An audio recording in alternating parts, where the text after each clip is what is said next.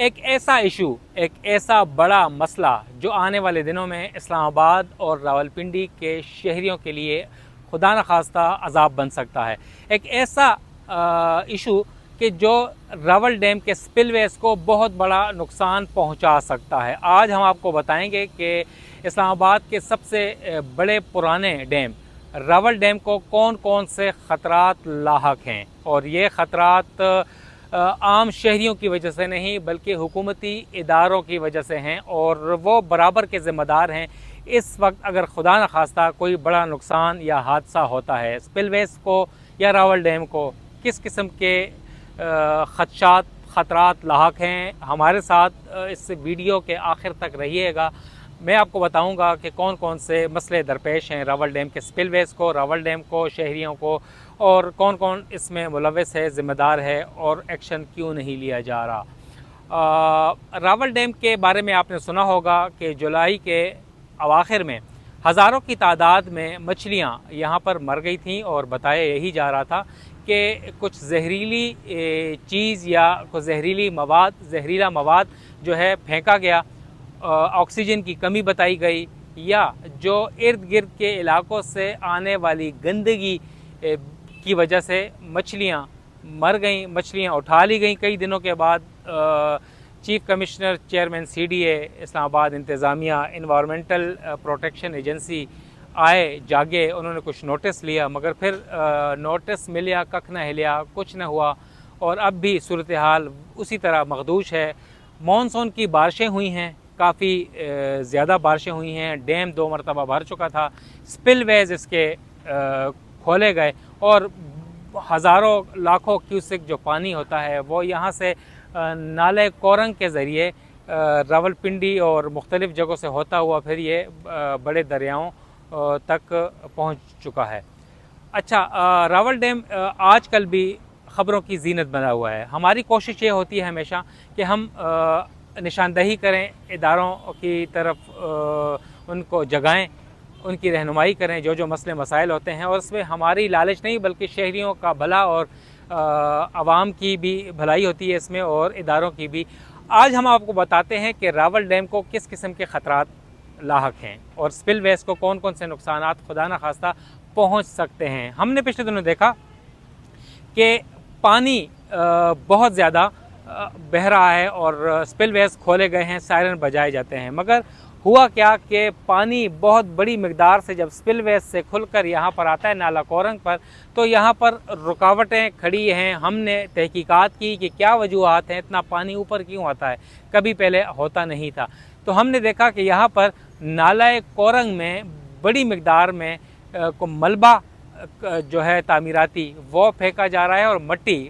بڑی تعداد میں، بڑی مقدار میں پھینکی جا رہی ہے، جس کی وجہ سے نالہ کورنگ جو ہے وہ بالکل نیرو ڈاؤن ہو گیا ہے، اس کی وڈتھ جو ہے، چوڑائی جو ہے وہ کم ہو گئی ہے، اور وہ اس میں سلٹ جو ہے، گندگی ہے، بڑھتی جا رہی ہے۔ اور یہ وجوہات جب ہم نے جاننے کی کوشش کی، ہم اس ایریا میں آئے تو ہم نے دیکھا کہ یہاں پر کچھ غیر قانونی تعمیرات ہو رہی ہیں گزشتہ کئی سالوں سے، اور اس کے اوپر روک تھام نہیں کی جا رہی۔ تو ہم نے دیکھا سپل ویز کے قریب بھی گئے، اور اصول یہ ہے زوننگ ریگولیشنز کے مطابق سپل ویز کے جو ہیں قریب 2 کلومیٹر کی دوری تک آپ تعمیرات نہیں کر سکتے۔ یعنی ہم اگر بات کریں یہاں راول ڈیم کی یا سملی ڈیم کی یا دیگر، مگر یہاں دیکھا گیا کہ 2 کلومیٹر تو کجا، یہاں پر تو چند میٹر کے فاصلے کے اوپر غیر قانونی تعمیرات جاری ہیں۔ یہاں پر سارا ایریا جو ہے یہ محکمہ آبپاشی پنجاب کا ہے۔ محکمہ آبپاشی پنجاب کی جانب سے مبینہ طور پر اپنی زمین کے اوپر، یا کچھ یہاں دیکھ سکتے ہیں کہ ہمارے دوست بتائیں گے کہ یہ کچھ سی ڈی اے کی زمین ہے، اسے رائٹ آف وے کہا جاتا ہے، یعنی 600 فٹ کی اندر ہے روڈ سے، اور یہ سی ڈی اے کی ملکیت ہوتی ہے، یہاں پر آپ تعمیرات نہیں کر سکتے، اسے رائٹ آف وے کہتے ہیں۔ دوسری جانب اگر اس سے ہٹ کے جائیں آگے تو محکمہ آبپاشی پنجاب کی زمین بھی ہے، اور وہ زمین کے اوپر ایک بہت بڑے رہائشی کمپلیکسز بن رہے ہیں، بہت بڑی بڑی عمارتیں بن رہی ہیں، شاید سرکٹ ہاؤس ہو اس میں، شاید कोई उनकी रिहायशी कॉलोनी हो, कोई ऑफिसेज़ हों, कोई बहुत ज़रूरी चीज़ें हों जो वहाँ पर बन रही हैं और उसकी वजह से काफ़ी मसले मसाइल हैं। अच्छा, एक बहुत बड़ी चीज़ यह है कि यहाँ पर हमने देखा कि जो सर्किट हाउस की इमारतें या कॉलोनीज़ तो अलग अलग है, मगर यहाँ पर हमने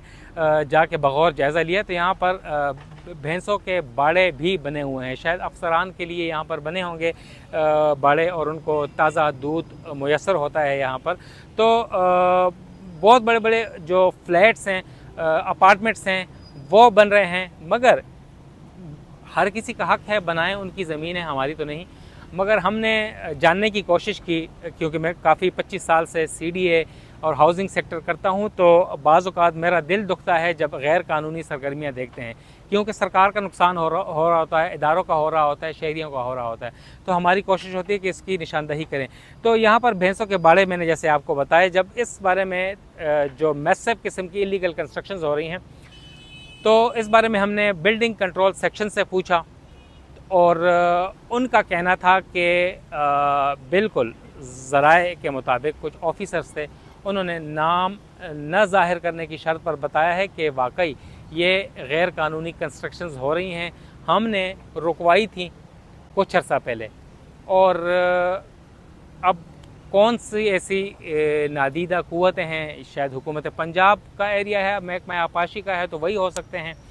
तो या कोई और प्रेशर होगा, तो उन्होंने दोबारा काम शुरू करवा दिया है। सील्स वगैरह तोड़वा के पाबंदी या नोटिस को बिल्कुल एक साइड पर रख कर, मलहूज़ खातिर ना रख कर कंस्ट्रक्शन जो है वो दिन रात जारी है। और हमने देखा कि बहुत बड़े कॉम्प्लेक्सेस जो हैं वो दिन रात की मेहनत के साथ बन रहे हैं। पता नहीं क्या जल्दी है इनको, हालांकि और काफ़ी ज़रूरी काम भी हैं। मगर हमें तकलीफ़ ये है, हमें मसला ये दरपेश है कि खुदा न खास्ता अगर ये नाले कोरंग तंग किया जाता है, इसमें फुजला इसी तरह मट्टी फेंकी जाती है, इसी तरह गैर कानूनी तामीरात करके इसे नैरो डाउन किया जा रहा है, इसकी जो ज़मीन है नाला कोरंग की, इसके ऊपर इंक्रोच किया जा रहा है, तजावज़ात की जा रही हैं, तो आने वाले दिनों में खुदा न खास्ता ये डैम वैसे भी पुराना हो चुका है, इसको शदीद नुकसानात पहुँचने का अंदेशा है। BCS ने कर दिया इनकार, हाथ खड़े कर दिए कि भाई हम ज़िम्मेदार नहीं हैं। उनके जो महकमा आपाशी पंजाब की ज़मीन के अंदर ये तामीरात हो रही हैं, उन्होंने हमसे इजाज़त नहीं ली। हालांकि उसूल ये है कि जब भी इस्लामाबाद की हदूद के अंदर कोई इमारत बनती है, रिहायशी हो, घर हो या कमर्शल हो, प्लाज़ा हो या मॉल हो, हर चीज़ की ज़िम्मेदार बिल्डिंग कंट्रोल सेक्शन है, यानी BCS। मगर वो तामीरात से पहले जो नक्शा, ना उसकी मंजूरी ली गई है, ना ही कंप्लीशन की तरफ चीज़ें जा रही हैं, ना उसकी है, इजाज़त भी नहीं ली गई। मगर जब BCS या CDA इसके ऊपर एक्शन लेता है तो सील करने के बावजूद जो तामीराती सरगर्मियाँ तेज़ी से ज़ोर शोर से दिन रात जारी हैं और उसके ऊपर अब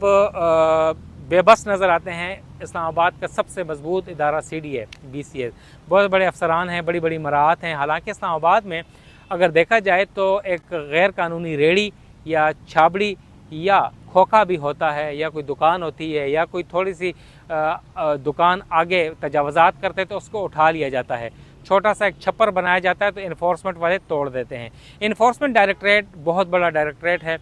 DG लेवल के ऑफिसर होते हैं, उनकी तरफ से भी उनकी तरफ भी जो तवज्जो मबजूल करवाई गई है, उनकी तरफ से भी लाइल्मी का इजहार किया गया है कि उन्हें पता नहीं है। प्लानिंग विंग देख लें, क्लैप और CDA के दीगर इदारे देख लें, इसके ऊपर खामोश हैं। अगर खुदा न खास्ता अगर नुकसान पहुंचता है तो न सिर्फ शहरियों को, शहर को, डैम को, डिप्लोमेट्स हैं, सबको खुदा न खास्ता नुकसान पहुंच सकता है। लिहाजा इसकी वजह से अब तमाम शहरियों का ये मुतालबा है कि वो इस किस्म की जो गैर कानूनी तामीरात हैं जारी हैं, अपार्टमेंट्स हैं, रेजिडेंशियल कॉम्प्लेक्सेस हैं, इसके ऊपर फौरी नोटिस दिया जाए, रुकवाया जाए। और अगर रुकवा भी लिया जाए तो इस वक्त तो तकरीबन वो तकमील के आखिरी मराहिल में है और फिनिशिंग के करीब हैं। मगर सबसे मजबूत इदारा CDA BCS उन्होंने हाथ खड़े कर दिए हैं और उनका कहना है कि हम कुछ नहीं कर सकते। नवीद सिद्दीकी को इजाज़त दें। वस्सलाम।